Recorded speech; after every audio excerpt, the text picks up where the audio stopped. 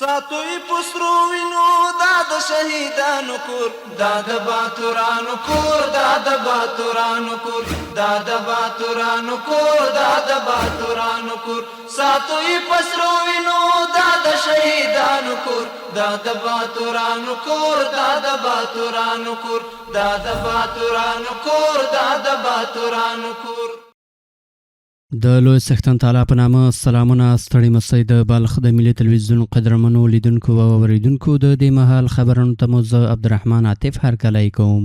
په بلخ ولایت کې د څپلیو د تولید یو ستره فابریکه چې هره ورځ د 10,000 جوړو څپلیو د تولید ظرفیت لري د کورني صنعت په وده او د کاري فرصتونو په رامنځته کولو کې مهم رول لوبوي. د دې فابریکې مسؤل وایي چې اوس مهال له 200 څخه زیات کسان د یادې فابریکې په بیلابیلو برخو کې په کار بوخت دي او هیواد ته د بیرته راستنه شوو هیوادوالو د ملاتړ په موخه د ګمارنې او کاري زمینې برابرولو په بهیر کې راستنېدونکو کډوالو ته لومړیتوب ورکول کیږي.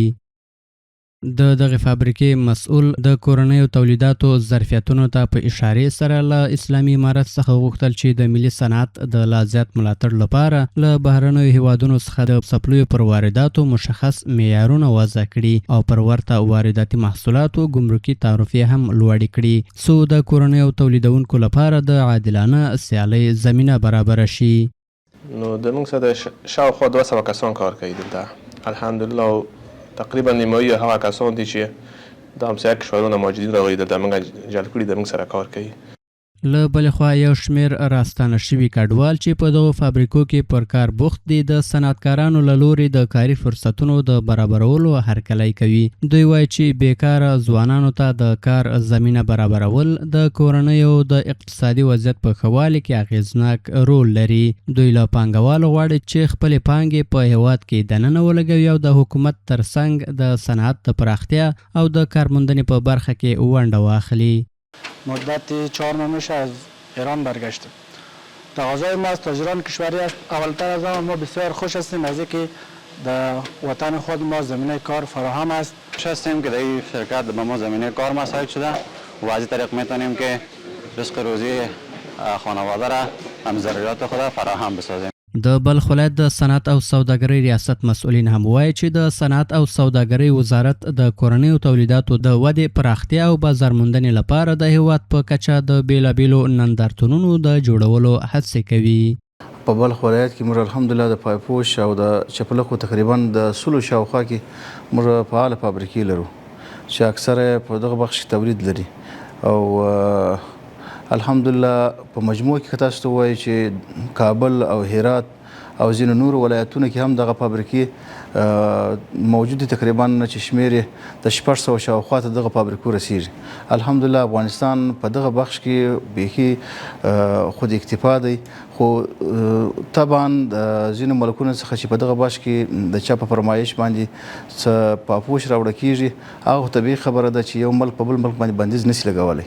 د دوی په وینا هر څومره چې د کورنیو تولیداتو کیفیت لوړ شي حکومت به هم د دغو محصولاتو د ملاتړ لپاره په ورته وارداتي توکو ګمرکي تعرفې لوړې کړي څو د ملي صنعتونو د لا زیاتې ودې او د اقتصادي ځان بسیاینې زمینه برابره شي.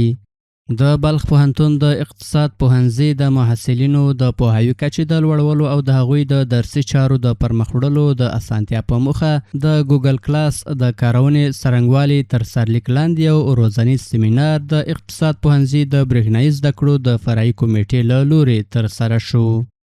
دغه سیمینار د اقتصاد پوهنځي د علمي کادر غړي پوهنیار حمید رضا قدم شاهي لخوا د دوهمو ټولګیو محصلینو ته د پوهنځي په تالار کې وړاندې شو. د پروګرام په ترڅ کې ګډونوال د ګوګل کلاس د کارونې حساب جوړولو، درسي ټولګیو ته د ننوتلو، د دندو ترلاسه کولو او سپارلو، ښوونیزو سرچینو ته د لاسرسي او د دې ښوونیز پلیټفارم له نورو امکاناتو سره بلد شول. همدارنګه د ګوګل کلاس د اغیزمنې کارونې لارې چارې هم تشریح شوې او د محصلینو پوښتنو او ستونزو ته لازم ځوابونه وړاندې شول. ګډونوالو د دې پروګرام هرکلی وکړ او د خپلې ډیجیټلي مهارتونو د پیاوړتیا او د درسي چارو د لا ښه مدیریت لپاره یو اغیزمن ګام وباله. د یادونې وړ ده چې د دې ډول روزنیزو پروګرامونو ترسره کول د برېښنایي زده کړو په پراختیا، د زده کړې د کیفیت په لوړولو او په پوهنتوني چاپیریال کې د نوې ټکنالوژۍ له امکاناتو څخه د غوره ګټې اخیستنې په برخه کې مهم رول لري.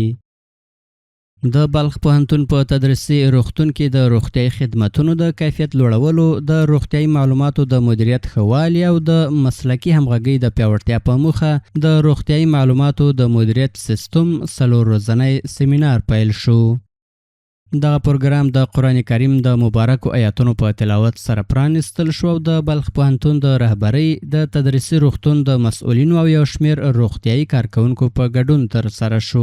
د پرانیستو په مراسمو کې د بلخ پوهنتون رئیس شیخ محمد سعید هاشمي د جسمي او روحي روغتیا پر اهمیت ټینګار وکړ او ویل چې قرآن کریم د انسان د هدایت، اصلاح او نیکمرغۍ لپاره نازل شوی دی او د دینی لارښوونو عملي کول د الله تعالی ذکر او د نفس تزکیه، د روحي روغتیا او فکری آرامتیا د تامین اساسي لاملونه دي. نوموړي زیاته کړه چې د معنوي روغتیا ترڅنګ د جسمي روغتیا ساتنه هم د روغتیايي ساتونکو او ډاکټرانو له مهمو مسؤلیتونو څخه ده او د معیاري روغتیايي خدمتونو وړاندې کول د ټولنې په هوساینې او پرمختګ کې مهم رول لري. ورپسې ډاکټر عصمت نیازي د روغتیايي معلوماتو د مدیریت سیستم په اړه تخصصي معلومات وړاندې کړل او د معلوماتو د دقیق ثبت، د معلوماتو د تحلیل او اغیزمن راپور ورکولو پر اهمیت ټینګار وکړ ترڅو د پریکړو نیولو بهیر او روغتیايي خدماتونه په لا ښه توګه وړاندې شي. د پروګرام تنظیمونکي وایي چې دغه سیمینار د روغتیايي کارکونکو د تخنیکي وړتیاو د لوړولو، د معلوماتي سیستمونو د پیاوړتیا او د بلخ پوهنتون د تدریسي روغتون د روغتیايي خدماتونو د کیفیت د ښه والي په موخه جوړ شوی چې 4 ورځې به دوام وکړي. په دې پروګرام کې د تدریسي روغتون د مسؤلینو او روغتیايي کارکونکو ترڅنګ د بلخ پوهنتون د رهبرۍ غړو هم ګډون کړی وو. د بلخ د ملي تلویزیون قدرمنو لیدونکو او اوریدونکو د دې مهال خبرونه تر بیا ښه وخت. د الله په امان.